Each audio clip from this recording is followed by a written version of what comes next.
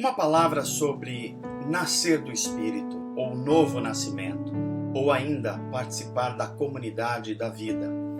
Bem, quando alguém é tocado pelo Espírito Santo de Deus no seu coração, e ela responde com fé e arrependimento, há uma experiência espiritual tão dramática que a Bíblia chama isso de nascer de novo, nascer do alto, nascer do Espírito, nascer para a verdadeira vida.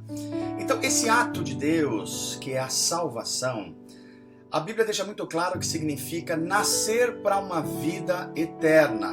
O Novo Testamento todo vai falar a respeito disso. E o significado disso é tão importante que a gente precisa corrigir um equívoco. Muita gente acha que essa vida eterna ela só pode ser experimentada depois que o ser humano morre. Mas não é isso que diz a Bíblia. A vida eterna ela pode ser experimentada a partir de agora, quando alguém entra num relacionamento autêntico com Jesus Cristo, é reconciliado com Deus, ele já tem acesso imediato a essa nova vida de Deus. Os gregos usavam duas palavras diferentes para definir o que é vida.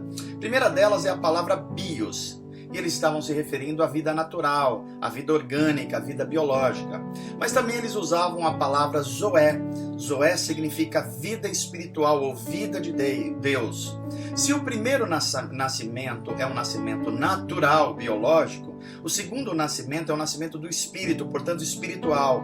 E é esse novo nascimento, quando ele acontece, que possibilita que uma pessoa se reconcilie com Deus através da sua fé em Jesus Cristo. Então, o que é ser cristão? Ser cristão não é apenas uma questão de crenças, de cumprir algumas regras, de observar alguns preceitos morais. Não. Ser cristão é passar por uma profunda transformação pessoal, tão profunda que a Bíblia chama de novo nascimento. É experimentar a conversão, ou seja, fé e arrependimento em Jesus. E essa experiência nos dá acesso à vida eterna, que o apóstolo Pedro chama muito apropriadamente de participar da natureza divina. Então a salvação em Cristo Jesus é essencialmente um tipo de relacionamento. Não é seguir algumas regras, não é conhecer algumas coisas, é se relacionar com Deus, no qual o Espírito de Deus vai possibilitando que a gente vá experimentando mais e mais essa vida nova, essa vida do próprio Jesus. Claro, quem nasceu de novo vai se tornar um novo homem, porque Deus está construindo uma nova humanidade a partir de Jesus Cristo. De modo que o cristão não é apenas uma pessoa que tem os seus pecados perdoados e ela vai ser uma pessoa melhorada. Não, não é isso não. Ela se tornou uma nova criatura, um novo ser, nova criação de Deus. Por isso que cristão quer dizer pequeno Cristo, e nada mais verdadeiro, porque uma pessoa que nasceu de novo, ela começa a crescer nessa nova vida, a vida do próprio Jesus. Então este novo homem, ou essa nova humanidade, não diz respeito apenas ao cristão individualmente. Diz respeito a muito mais que isso, porque os cristãos, os discípulos de Jesus em conjunto, eles formam aquilo que a Bíblia chama de homem coletivo, ou ainda a Bíblia chama de igreja, a reunião dos discípulos de Jesus que vivem os valores do reino de Deus. Como se Cristo e os cristãos formassem um só homem, uma nova humanidade.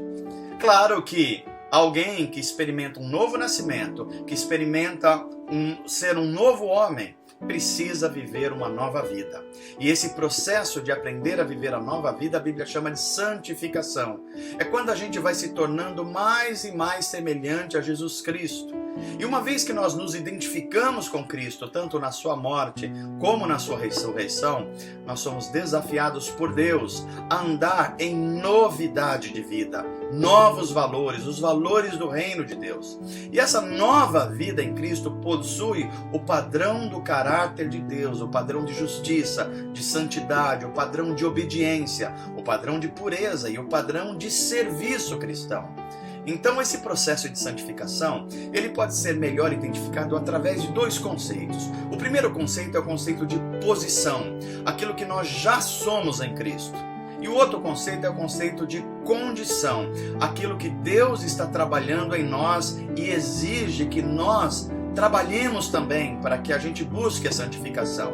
Então, em termos de posição, nós já fomos mortos com Cristo e estamos vivos para Deus. Mas em termos de condição, a gente precisa diariamente fazer morrer a velha natureza humana. Em termos de posição, nós somos livres da escravidão do pecado. Isso já aconteceu. Mas em termos de condição, nós precisamos oferecer o nosso corpo como sacrifício vivo e como escravos da justiça de Deus. Como posição, Deus já opera em nós. Mas como condição, nós precisamos desenvolver a nossa salvação. Como posição, Cristo já nos libertou. Mas como condição, nós precisamos nos manter livres. Então a vida cristã não se explica por um conjunto de regras morais, de doutrinas, de ser iniciado em algumas coisas, mas sim por um relacionamento autêntico e dinâmico com Jesus Cristo, sobre a ação do Espírito Santo de Deus, que naturalmente vai resultar num estilo de vida que reflete o caráter santo de Deus e a natureza santa de Deus. É por essa razão que Jesus começa o famoso Sermão do Monte dizendo: bem-aventurados. Bem-aventurados são vocês. E ele vai descrevendo a ética do reino de Deus, descrevendo as pessoas como bem-aventurados, porque somente essas pessoas transformadas de dentro para fora podem viver de acordo com os padrões de Deus, de justiça e santidade. Nesse caso, então, a essência da vida cristã, ela está baseada no novo nascimento, esse nascer do Espírito, esse nascer do alto, essa experiência radical de seguir a Jesus Cristo e se tornar como Ele é, que dá origem a um novo homem e que é capaz de experimentar uma nova vida. É essa nova vida que os discípulos de Jesus são chamados a viver. Eles são chamados a viver na comunidade da vida. Então é isso. Eu espero que você experimente essa experiência radical e experimente esse novo viver a cada dia mais semelhante ao nosso Mestre e Senhor Jesus Cristo. Deus te abençoe e um grande abraço.